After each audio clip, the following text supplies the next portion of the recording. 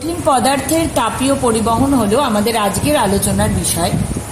একটা ধাতুকে যদি তাপের উৎসের সঙ্গে তার সংযুক্ত থাকে, অর্থাৎ তাকে তাপ দেওয়া হয় কোনো সোর্সের থেকে, সে তাপ গ্রহণ করে, তখন পরিবহন পদ্ধতিতে কোনো স্তরে আসা তাপ অপর স্তরে পরিবাহিত হয়, অর্থাৎ ছড়িয়ে যায়।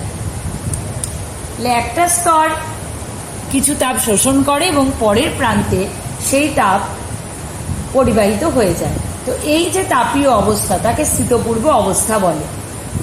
অর্থাৎ তাপ আসবে, কিছুটা শোষিত হবে, একটা স্তর শোষণ করবে এবং পরের স্তরে সেটা পরিবাহিত হয়ে চলবে, একে স্থিতপূর্ব অবস্থা বলে।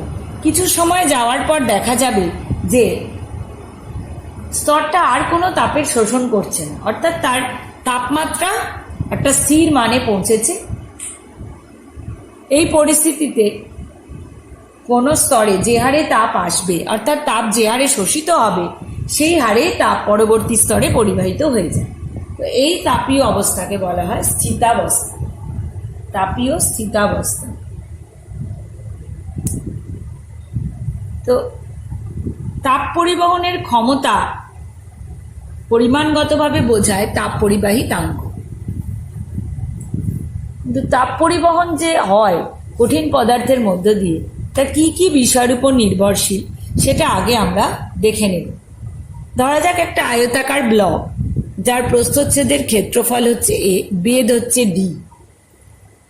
টি সময় এর উষ্ণ পৃষ্ঠ, অর্থাৎ দুই পৃষ্ঠের যে উষ্ণতার তারতম্য রয়েছে, এই পৃষ্ঠ θ1, এই পৃষ্ঠ θ2, θ1 গ্রেটার দ্যান θ2, অর্থাৎ θ1 হচ্ছে উষ্ণতা বেশি, θ1 এর মান হচ্ছে বেশি, বা ওই পৃষ্ঠের উষ্ণতা বেশি।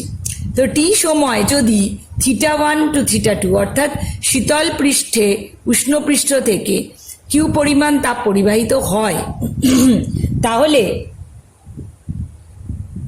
তাপ পরিবহনের হার কি হবে সেটা আমরা দেখব। এখন এই কঠিন পদার্থকে আমরা কিভাবে কল্পনা করেছি, যে স্থির অবস্থা বলেছি বা স্থিতাবস্থা, অর্থাৎ এক্ষেত্রে শুধুমাত্র তাপের পরিবহনই হচ্ছে, কোনো শোষণ হচ্ছে না, তাই উষ্ণতা স্থির থাকে। তো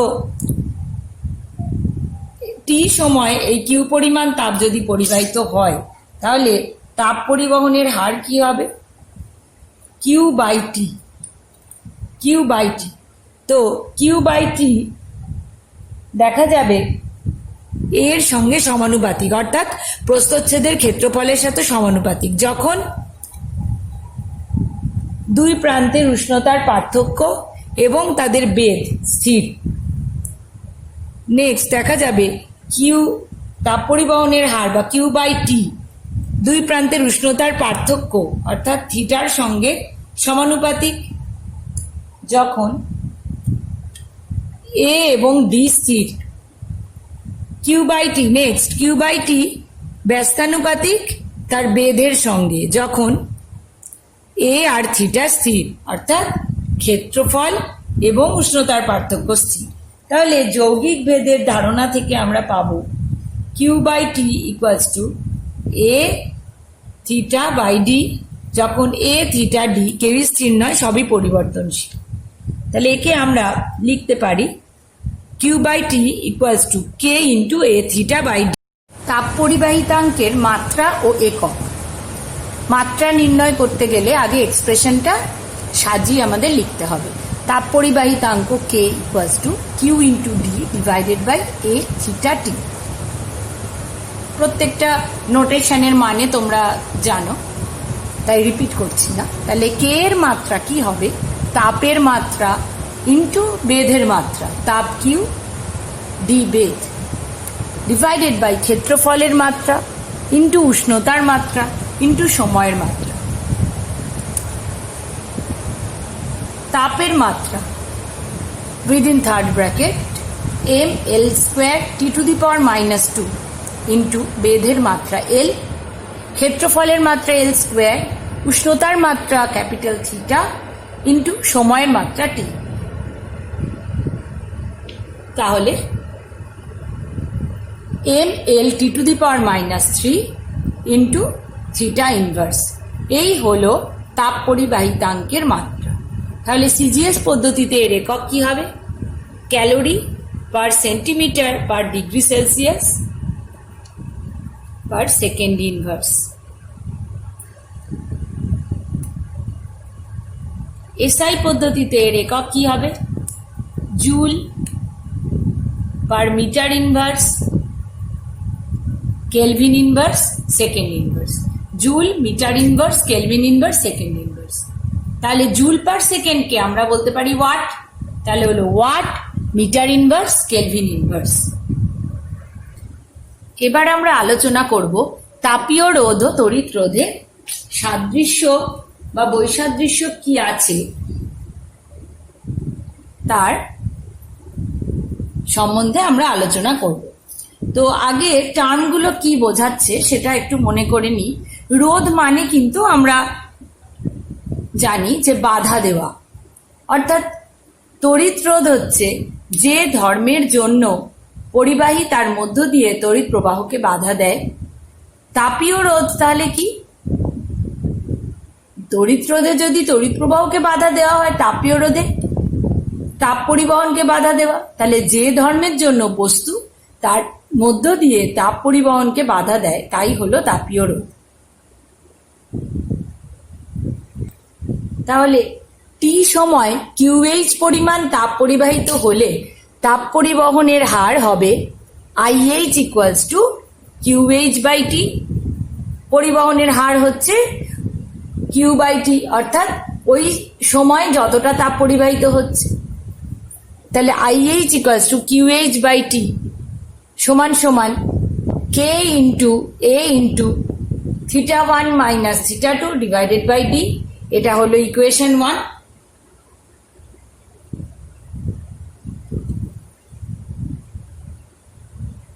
এখন তাহলে তড়িৎ প্রবাহ মাত্রা কিভাবে প্রকাশ করি আমরা? কিউ বাই টি, যেখানে কিউ হচ্ছে আধান, টি হচ্ছে সময়। তাহলে ওহমের সূত্র থেকে আবার আমরা পেয়েছিলাম যে আই ইকুয়ালস টু কি? ভিএ মাইনাস ভিবি, দুই প্রান্তের বিভব প্রভেদ ডিভাইডেড বাই আর। তাহলে ওহমের সূত্র থেকে যে ইকুয়েশনটা পাচ্ছি তাকে আমরা নাম্বার দিলাম 2। একের যে সম্পর্কটা আমরা পেয়েছি 1 নম্বর সমীকরণে, যেটা হলো IH equals to K into A into θ1 minus θ2 divided by D. সেখান থেকে আমরা কে কে যদি হরে নিয়ে আসি এবং এ কেও যদি হরে নিয়ে আসি তাহলে এক্সপ্রেশনটা কি হয়?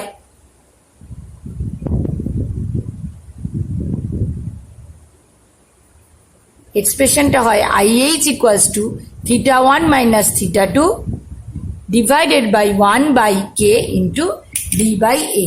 তাহলে একে বলা হচ্ছে, এই নতুন ইকুয়েশনকে বললাম ইকুয়েশন 1a। তাহলে ইকুয়েশন 2 কি ছিল? Equation 2 I equals to VA minus VB by R. তাহলে ইকুয়েশন 2 এবং ইকুয়েশন 1a এদের আমরা একটা সিমিলারিটি পাচ্ছি এখান থেকে। ইকুয়েশন 2 আর ইকুয়েশন 1a এখান থেকে আমরা কি পাই? যে এখান থেকে 1 by K into D by A, এই এক্সপ্রেশনটাকে আমরা কি লিখতে পারি? আর এইচ বা তাপীয় রোধ। কারণ তড়িৎ প্রবাহ মাত্রা যদি কিউ বাই টি হয় এবং আই যদি VA minus VB by R হয়, তাহলে এই দুটো ইকুয়েশন থেকে আমরা পাবো 1 by K into D by A হলো আর এইচ।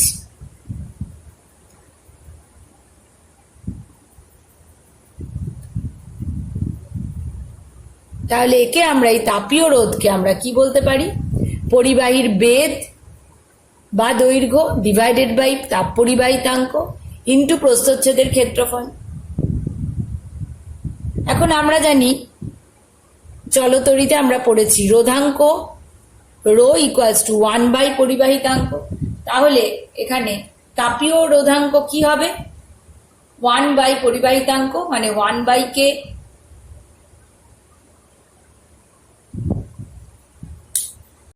তাপীয় রোধের মাত্রীয় সংকেত একক।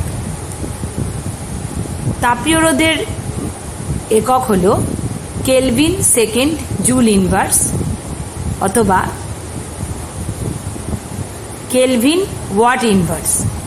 মাত্রীয় সংকেত কি করে নির্ণয় করা যাবে? আর এইচকে আমরা লিখতে পারি বা তাপীয় রোধকে D by K into A. তাহলে ডি এর মাত্রা এল, কে এর মাত্রা M L T to the power -3 into theta inverse into প্রস্থচ্ছেদের ক্ষেত্রফল এ হলে এল স্কোয়ার। তাহলে এখান থেকে আমরা পাই M inverse L to the power -2 D Q theta. তাহলে তাপীয় রোধে সময়ের মাত্রা কত হচ্ছে? টি কিউব হচ্ছে, অর্থাৎ 3। তাহলে আমরা দেখলাম যে তাপীয় রোধ এবং তড়িৎ রোধ এই টার্ম দুটি খানিকটা সাদৃশ্যপূর্ণ বটে, কিন্তু তাদের অর্থাৎ তড়িৎ পরিবহন ও তাপীয় পরিবহনের কিছু বৈসাদৃশ্যও রয়েছে। তড়িৎ তার মধ্যে দুটো আমি উল্লেখ করছি। তড়িৎ পরিবহন খুব দ্রুত গতির প্রক্রিয়া, তাপীয় পরিবহন কিন্তু মন্থর। আর তড়িৎ পরিবহনে কোনো স্তরেই কোনো আধান কিন্তু শোষিত হয় না, কিন্তু তাপীয় পরিবহনে তার স্থিত পূর্বাবস্থায় কোনো স্তর তাপের অংশকে শোষণ করে। এখন দেখো, এই আলোচনা থেকে তোমরা নিশ্চয়ই সাদৃশ্য ও বৈসাদৃশ্য উল্লেখ করতে পারবে। Thank you.